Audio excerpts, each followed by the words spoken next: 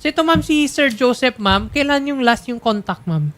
Nung last July 21 po, ng hapon po. After ng July 21 na yun ma'am, hindi na siya nakapag-usap sa inyo or anything? Wala na po. Kilala niyo kung saan siya trabaho, alam niyo kung saan? Sa Dinalopian, Bataan po siya, sa San Ramon. Nakausap yung amo niya? Apo, yung kapatid po ng amo niya po. May sinabi ba sila tungkol sa kay Sir Joseph kung kamusta yung kalagayan or ano? Yun po, yung sabi nila. Ako daw po lagang hinahanap. Noong July 21 ba ma'am, may mga sinabi ba si Sir Joseph through message or text na parang ano, mga parang hindi usual? Yun po ang sabi niya po, hindi po siya makatulog. Hindi siya makatulog kasi daw. Saka hindi siya makakain. Nag-iisip daw po siya. Nung nawala ba siya ma'am nung July, nakapagsumbong na ba kayo sa police para ipablatter? Nagpunta po kami ng August 1 sa Dinalopian, San Ramon, Bataan po. Sa barangay at saka sa pulis po. Nakausap niyo na ba ulit yung barangay or PNP regarding update? Wala naman po silang nakita. Negative naman po yung binalita nila sa akin po. Sir Derek, good afternoon. Si Sir Joseph po sir ay nagtatrabaho po sa inyo sir. Opo. Kailan po sir yung last year sir nga nakausap niyo siya sir? Nung nag-usap po kami, 21 po ng umaga, hindi po ako nakapunta noon kasi po, ginagawa ko po yung pagbabagsakan po ng tiko ngayon eh. Malaga pong malit na itik ngayon. Hindi ako nakapunta noon kasi busy po ako sa isang issue kong malit na itik na parating po. Busy po ako noon.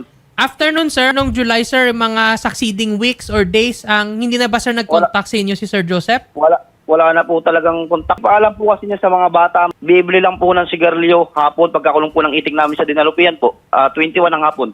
May mga sinabi ba sa inyo si Sir Joseph sir kung ukol sa kalagayan niya? Opo. Nagpaalam po niya sa akin ng 20. Ng 20 po nag-usap kami niyan eh. Sabi niya, Rek, pasensya ka na muna. Tatapusin ko lang yung isang buwan ko na to sa'yo. Tapos, kung di ko man mapuspos, babalik ko na lang yung ako kong pera.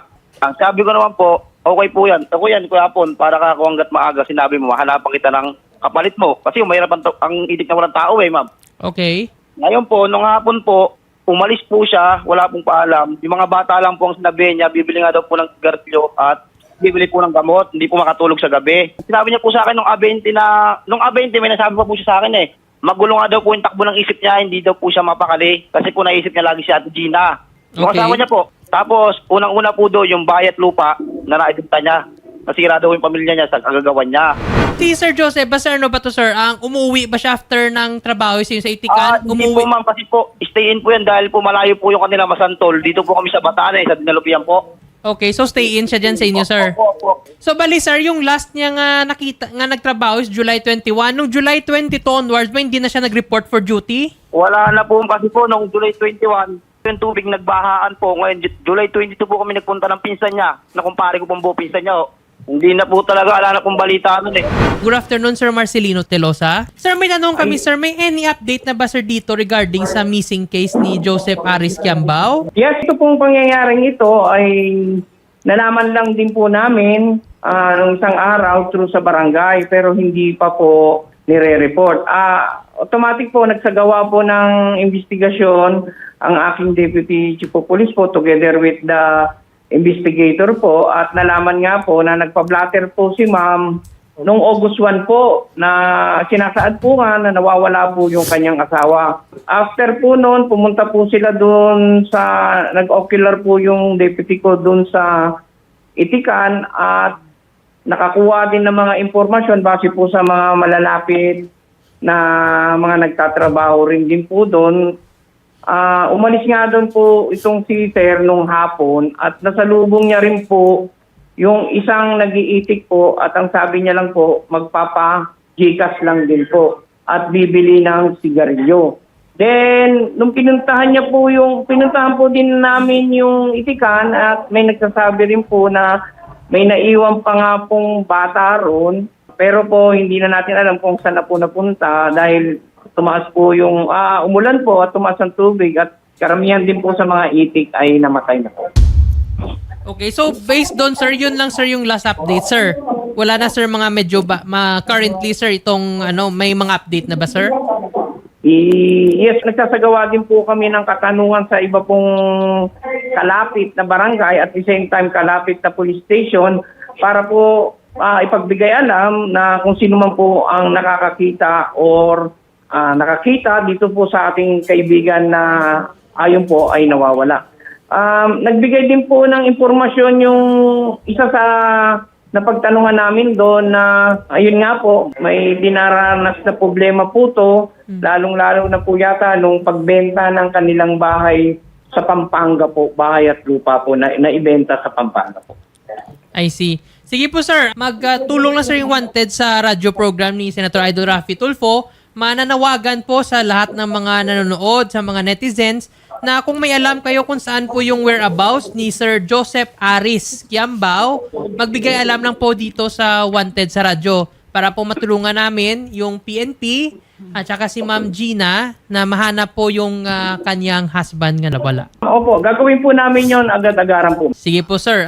Thank you very much ang Lieutenant Colonel Marcelino Telosa, sir, at sa mabilis na aksyon ng pulis. Bigyan lang sir ng update, sir, yung wanted sa radyo if may mga bago pong mga update. We will comply with that po. Sige po sir. Thank you very much, sir.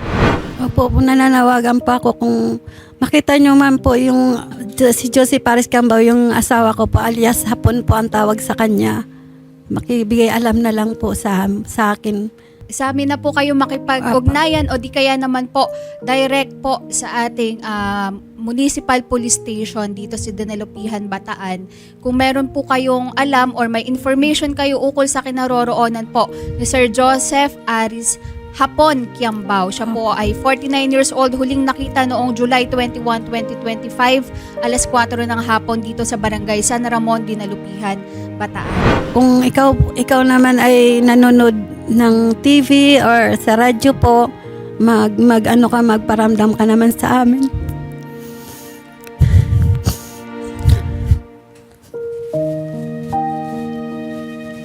Nag-aalala na po kasi kami sa iyo kung nasaan ka man. Kasi almost 1 month ka na hindi na nagpaparamdam sa amin. Kung sino man po ang nakakilala sa kanya, please pa-inform naman po sa amin dito. Yan lang po. Ayan, again mga kapatid, nasa monitor po natin yung literato po ni Sir Joseph Aris. Sige ma'am, kami po ay patuloy na magmo-monitor in regards dito po kung magkakaroon ng progress ang paghahanap. Maraming salamat po, ma'am, sir. God bless po, ma'am. Opo, maraming salamat din po sa tiwalang binigay nyo kay Idol Raffy. Maraming salamat po, Ma'am Gina.